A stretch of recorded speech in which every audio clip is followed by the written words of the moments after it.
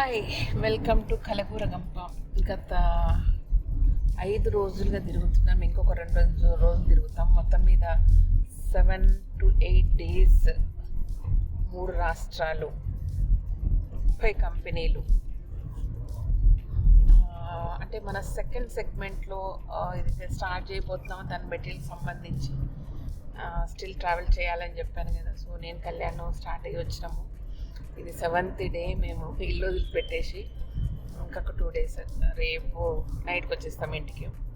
అంటే ఏది తీసుకొచ్చినా దాని రూట్ దాకా వెళ్ళడం అనేది మనకు అలవాటే కాబట్టి, సో అది వెతుక్కునే క్రమంలో చాలా రాష్ట్రాలు తిరగాల్సి వచ్చింది. And very very interior places, ఎస్పెషల్గా మన ఫ్లైట్ లేదు అంటే ఫ్లైట్ దిగినాక మళ్ళీ 4 hours journey, 4.5 hours journey, 5 hours journey. గొంతంతా పోయింది. నీళ్ళు ఏమేమో తాగి ఏమేమో తిన్నాము. అండ్ అన్ని గంటలు జర్నీలు చేసి ఎక్కడో తెలియని ప్లేస్లో స్టే చేసి ఇష్టం లేని ఫుడ్ తినుకుంటా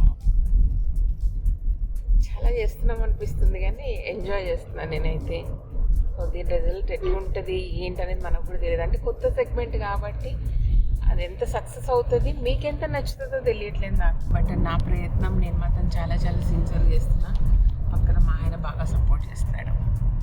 ఓకే, ఎందుకు నీ క్రెడిట్ నేను క్రెడిట్ సో పర్లేదు, తీసుకో. క్రెడిట్ ఇస్తున్నప్పుడు బిస్కెట్ వేస్తున్నాను, క్రెడిట్ ఇస్తున్నాను. కానీ సో అదబ్బా, అంటే శ్రీదేవి అక్కడక్కడ అట్లా తీసుకురాదనమాట. ఏం తెచ్చినా ఏం చేసినా పక్కా మీకు కథలు చెప్పడానికి ఒక హిస్టరీ మాత్రం క్రియేట్ చేసుకుంటా. సో ఆ హిస్టరీ కాన్ఫిడెంట్గా చెప్పాలా, నమ్మకంగా చెప్పాలా, విషయంలాగా చెప్పాలంటే దానికి సంబంధించిన నాలెడ్జ్ పక్కా ఉండాలన్నమాట. బట్ అంటే ఈ ప్రాసెస్లో కూడా నేను 100% కరెక్ట్ చేయకపోవచ్చు, చిన్న మిస్టేక్స్ జరగవచ్చు. అండ్ ఎస్పెషల్లీ ఏంటంటే నేర్చుకుంటాం దీంట్లో, ఈ ఫీల్డ్లో కూడా ఒక్కొక్కటి నేర్చుకొని ఇది కాదు ఇదని తెలుస్తుండొచ్చు. ఫస్ట్ టైం ఇలా చేసాం కానీ అది కరెక్ట్ కాదు, నెక్స్ట్ టైం దాన్ని సెట్ చేసుకోవాలా, అవన్నీ అనిపిస్తుండొచ్చు. బట్ జరుగుతాయి కాబట్టి కామగా నేనేం ఎక్స్పర్ట్ని కాదు దీంట్లో. నేర్చుకుంటూ మేము ముచ్చట్లు చెప్పుకుంటూ ఇంప్రూవ్ అవుదాం, అది విషయం.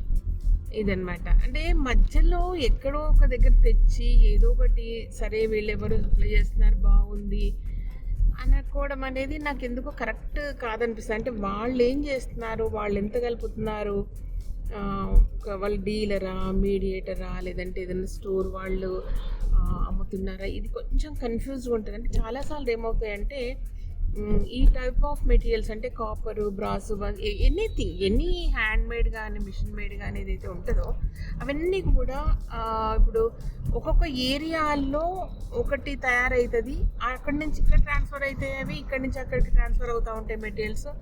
సో ఒక ప్లేస్లో ఏదైనా మ్యానుఫ్యాక్చరింగ్ ఉందనుకోండి, టోటల్ మెటీరియల్ ఏం అక్కడ మ్యానుఫ్యాక్చరింగ్ కాదు. అక్కడ ఒక 10 items చేస్తే ఇంకొక 10 items వేరే దగ్గర నుంచి తెప్పించుకుంటారు వాళ్ళు. ఇది కామన్. ఎందుకంటే వచ్చే కస్టమర్ కానీ ఒక హోల్సేలర్ కానీ ఎవరైనా సరే ఇది లేదా అది కూడా తెప్పించేయండి ఈ టైప్లో ఉంటుంది. కాబట్టి వాళ్ళ బిజినెస్ ఇంప్రూవ్మెంట్ కొరకు డెఫినెట్గా వాళ్ళు ఒక 10 తయారు చేస్తే ఇంకొక 10 ఇంకొక దగ్గర నుంచి ఇంకొక మ్యానుఫ్యాక్చర్ నుంచి కొని వాళ్ళు పెట్టుకుంటారనమాట. పెట్టుకొని ఆ 20 items వాళ్ళు మ్యానుఫ్యాక్చరింగ్ కింద అమ్మడానికి ట్రై చేస్తుంటారు. అది బిజినెస్, మామూలుగా ఎవరైనా చేస్తూనే ఉంటారు. బట్ నాకేంటంటే ఆ 10 ఎవరైతే తయారు చేస్తారో వాళ్ళందరినీ రీచ్ కావాలనేది నాకు అనిపిస్తుంది. ఎందుకంటే ఏది ఎక్కడ తయారవుతుంది, ఎవరు దీనికి మీడియేటర్స్, ఎవరు వీళ్ళు సోర్స్ చేసుకుంటున్నారా, వీళ్ళు దీన్ని మ్యానుఫ్యాక్చరింగ్ చేస్తున్నారా అనేది నాకు క్లియర్గా ఉండాలన్నమాట. ఎగ్జాంపుల్, ఒక వస్తువు తయారు చేస్తున్నారు, విగ్రహాలు తయారు చేస్తున్నారు అనుకోండి ఒక దగ్గర, ఆ విగ్రహాలతో పాటు కుక్వేర్ కావాలి వాళ్ళకి. సో కుక్వేర్ కూడా వేరే మ్యానుఫ్యాక్చరర్స్ దగ్గర సోర్స్ చేసుకొని దాని మీద 5%, 2%, 10% ఏదో కలుపుకొని వాళ్ళు అమ్ముతూ ఉంటారు. సో నాకు అది క్లియర్గా తెలియాలి. అంటే దీనిపైన 10% ఎక్కువ ఉంది, దీనిపైన మ్యానుఫ్యాక్చరర్ కాబట్టి వీళ్ళు వేయట్లేదు, లేదంటే ఇది డీలర్ ప్రైస్కి వస్తుంది, ఇది మేకింగ్ ప్రైస్కి వస్తుంది, మ్యానుఫ్యాక్చరింగ్ ప్రైస్ వస్తుంది అనేది చాలా క్లియర్గా తెలిసినప్పుడు మనం అమ్మేటప్పుడు మనం ఒక డీలర్ దగ్గర ఒక పర్సన్ దగ్గర ఉన్నాం కాబట్టి దీని మీద మార్జిన్ తక్కువే ఉంచుకోవాలి, ఎందుకంటే ఆల్రెడీ వాళ్ళు తీసుకున్నారు ఆ మార్జిన్ అన్న విషయం క్లియర్గా తెలవాలన్నమాట. ఇది నేను అనుకుంటున్న ప్రాసెస్, నేను పాటిస్తున్న ప్రాసెస్.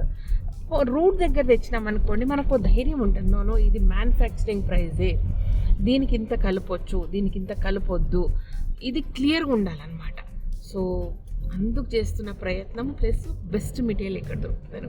ఇంకొకటి ఏం జరుగుతుందంటే మనకు మెటీరియల్ మీద అవగాహన అన్నది చాలా వస్తుంది అనమాట. ఇప్పుడు కుక్వేర్ అనుకోండి, మీరు చెప్పినట్టు కుక్వేర్ పెట్టు శ్రీదేవి అనే దానికి కూడా కుక్వేర్ అనేది ఒక ట్రెడిషన్ బట్టి ఒక్కొక్క దగ్గర ఒక్కొక్క వెరైటీ ఉంటుంది, వాళ్ళ సిగ్నేచర్ ఉంటుంది. ఇప్పుడు మన కుంభకోణం అటువైపు తమిళనాడు వైపు పోతే అక్కడ ఉండే వంట పాత్రలు వేరు, మళ్ళీ ఇంకొక కేరళ అటువైపు వేరు, అండ్ ఇటు పంజాబ్ సైడు డిఫరెంట్గా ఉంటుంది, మన తెలుగు అజ్జరం వైపు ఒక డిఫరెంట్గా ఉంటుంది. ఫినిషింగ్లో తేడా ఉంటుంది, గిన్నెల షేప్లో తేడా ఉంటుంది, చాలా అనమాట. పంజాబీలో అండి ఆ టైప్లో ఉంటాయి, అండ్ సౌత్ వైపు చూసిన కుండల్లాగా నీట్గా అట్లా డిఫరెంట్గా ఉంటుంది. బట్ క్వాలిటీ ఒకటి, ఆ షేప్ ఒకటి బ్యూటిఫుల్గా కనపడాలి, అండ్ ఫినిషింగ్ మేజర్గా ఫినిషింగ్. అండ్ చాలాసార్లు వాటికి లిడ్స్ ఉన్న హ్యాండిల్స్ ఉండవు. ఇదంతా కూడా వాళ్ళు ఇంప్రూవ్ చేసుకున్నటట్టు ఉండాలి. అండ్ మోర్ ఓవర్ ఏంటంటే కస్టమైజ్డ్ అయ్యేటట్టు ఉండాలి. అంటే మనకు నచ్చినట్టు వాళ్ళు చిన్న చిన్న చేంజెస్ చేయాలి. ఆ చిన్న చిన్న చేంజెస్ చేయాలంటే వాళ్ళు మళ్ళీ సిలిండర్స్ తయారు చేసుకోవాలి, ఇన్వెస్ట్మెంట్ ఉంటుంది. సో దానికి ఏంటంటే మనం ఇచ్చే క్వాంటిటీ, ఆర్డర్ క్వాంటిటీ ఒకటి ఇంపార్టెంట్ ఉంటుంది. ఇనిషియల్గా కొంచెం క్వాంటిటీ తెచ్చుకున్నా తర్వాత సేల్ని బట్టి ఇప్పుడు 10 వెరైటీల్లో నేను కొనుక్కొచ్చిన అనుకున్నా ఆ ఛాయిస్. సో ఆ 10 వెరైటీలు కూడా పెడతా డిస్ప్లేకు, బట్ 2 మీకు నచ్చుతున్నాయి, 3 మీకు నచ్చుతుంది, మిగతా అంతా అటు ఇటు పోతుంది అనుకుంటే ఆ 2-3 మీరు చేసుకోండి, సిలిండర్ తయారు చేసుకోండి, ఈ డిజైన్ నాకు కావాలి, దీనికి యాడ్ అండ్ వర్క్ ఇచ్చేసియండి అనేసి మన సిగ్నేచర్ అనేది అక్కడ పెట్టవచ్చు అనమాట.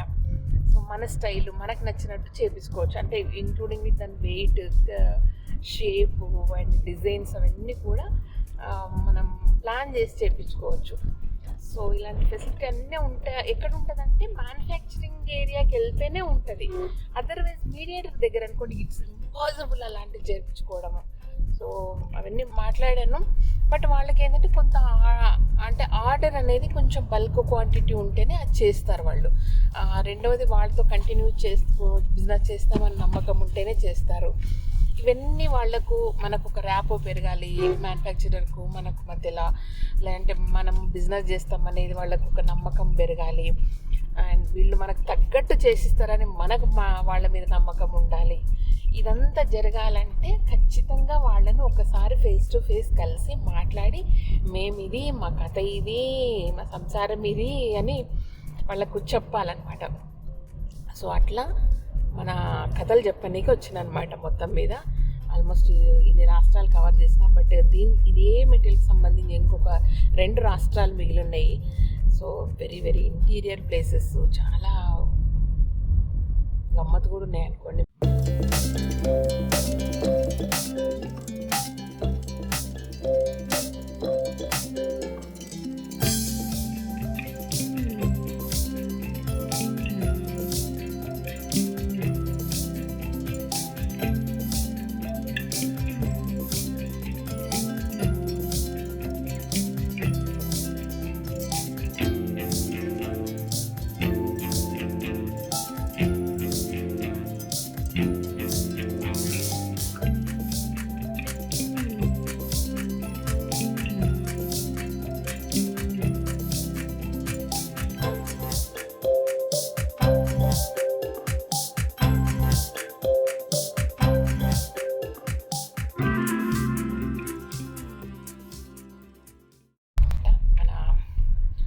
కాపురం సంబంధించిన ముచ్చట్లు, ఓకేనా?